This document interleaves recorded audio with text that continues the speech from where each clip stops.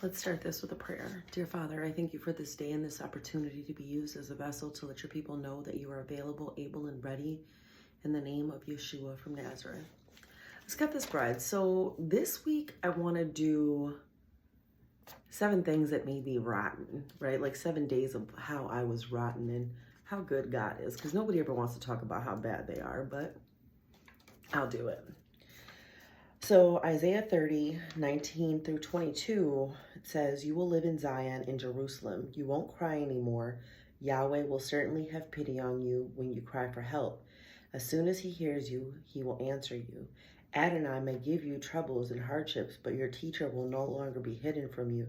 You will see your teacher with your own eyes. You will hear a voice behind you saying, 'This is the way, follow it,' whether it turns to the right or to the left. Then you will dishonor your silver-plated idols and your gold-covered statues. You will throw them away like clothing ruined by stains. You will say to them, 'Get out.'" And then, just for good measure, I had this verse, Isaiah 65 and 24. "It shall also come to pass that before they call, I will answer, and while they are still speaking, I will hear."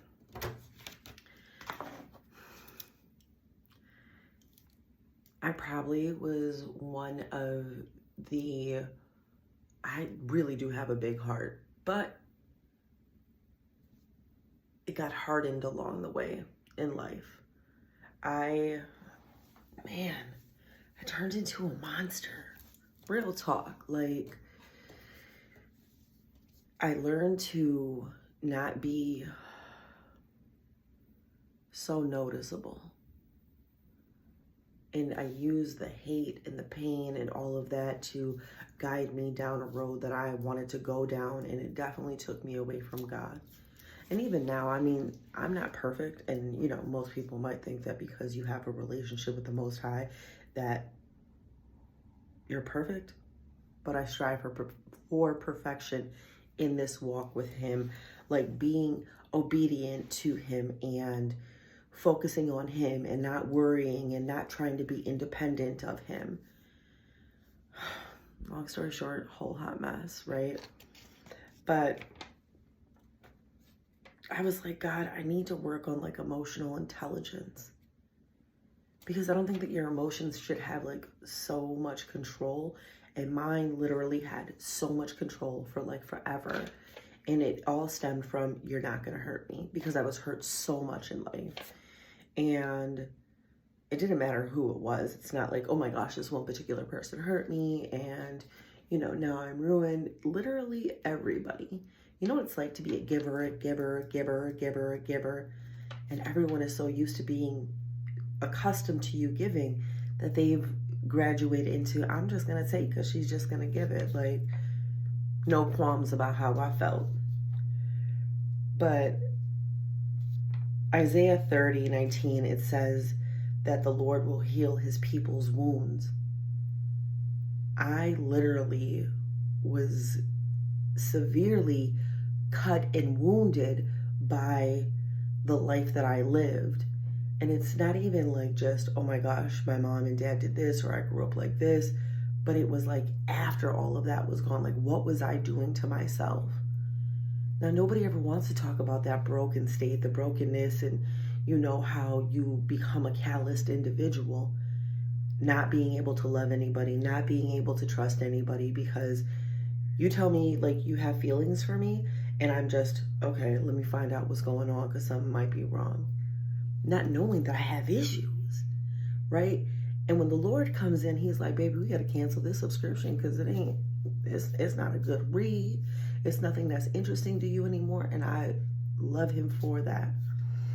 You will live in Zion. And I think like the Hebrew word for that, oh my gosh, what was it? Like a position or a place, like a higher place, like out of the way.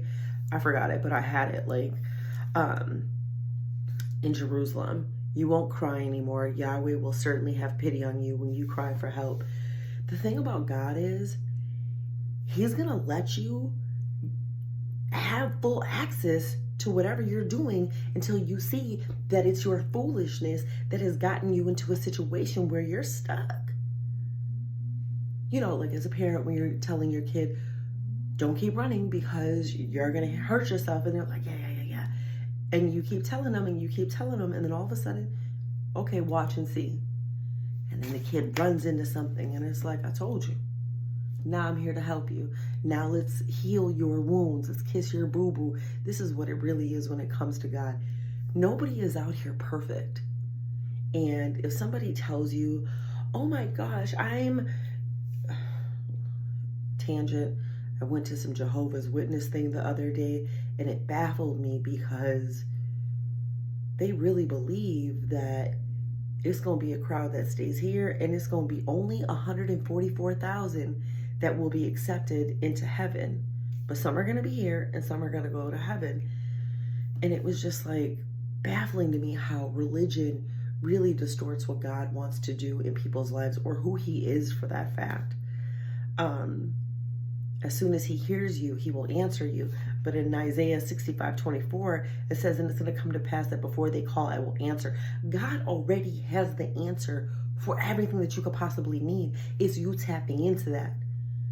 I've been asking God for years, Lord, please make me a softer woman. I don't even know how many videos I've said this in. And God was never going to make me a softer woman. He needed me to realize that all the love that he's given me, all the compassion, all the mercy, it's been there all along. All I gotta do is tap into it and not tap into me where it's like, oh, I gotta make sure don't nobody hurt me. When I used to get hurt, I would do self-destructive behaviors, whether it was drinking, smoking, humping on like somebody. Like, it wasn't anything that benefited me. And I seen that once I had this real love with him, because if I'm in a situation now, I'm not running to the streets. I'm literally like in my home, like, okay, God, you know, this is going on. Help me through it. And he does. He pulls up every single time. And as 20 says, Adonai may give you troubles and hardships, but your teacher will no longer be hidden from you. It has been him the whole time, but me being that kid in the back of the class that want to tell jokes and that, for what? I'm not learning anything, and it takes me longer to graduate. I'm not perfect by any means, and God knows this, and I want you to understand that he knows that you're not perfect either. But he wants to bring you to this state of perfection. Like, he wants you to look like him. I don't want to look like Tanya anymore, because Tanya is, I'd be like, God, it's not working no more. Hit some weed, and the weed don't even taste good anymore. Like, it's bad. You will see your teacher with your own eyes. I legit see God in everything that I do. In every place that I am, the fact that I could open my eyes and I know he's giving me another 24, it ain't even like that. You will hear a voice behind you saying, this is the way, follow it. It's so real. This relationship is so real, and you hear him speaking to you once you tap into that spiritual side, because God is a spirit. It's not like, oh, you know, I'm gonna go kick it with Ray Ray and them. Ray Ray kick real knowledge. Yeah, Ray Ray is a goofball. Right? This is the way, follow it, whether it turns to the right or the left, and you will dishonor your silver-plated idols and your gold-covered statues. You will throw them away like clothing ruined by stains. It doesn't look good on you to be stained up. It doesn't look good on me to be stained up. And I know God is real. There is nothing that anybody could tell me about him. I have seen him work firsthand in my life. So whatever he pours into me, I want to pour it into you. And if that's me laying it out and being like, yo, I was shot. I settled for less. When he had more for me, and all I had to do was just rock it out with him a little bit longer. Man, there's hope. This isn't religious. I'm not religious at all. I'm not a Christian. I'm not a Catholic, I'm not a Muslim, not a Buddhist, I'm not none of that. Literally, I'm just a daughter of the Most High. And it was crazy because, like, I had this one person in my life who would attack that. Oh, you supposed to be a daughter of the Most High. You supposed to. You got me, fam. There was a couple of things I shouldn't have been doing, and it made the Most High look bad. But what did it say? You will say to them, get out. I needed that person to confront me on my shenanigans, so I could tell those things like, you got to get out. I don't want to smoke weed no more. I don't want to drink no more. I don't want to be out here looking for empty vanities, because once your soul has been satisfied, that flesh ain't going to grab nothing that's going to make it feel right. I don't need to be in anybody's face. I don't need to be famous. I don't need to be any of that. As long as God knows my name and he hears my voice and he knows that I'm in need of him.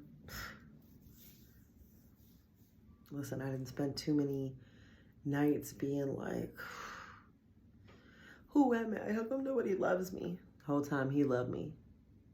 He was there to mend my broken heart on several occasions. You know, holla at the Most High.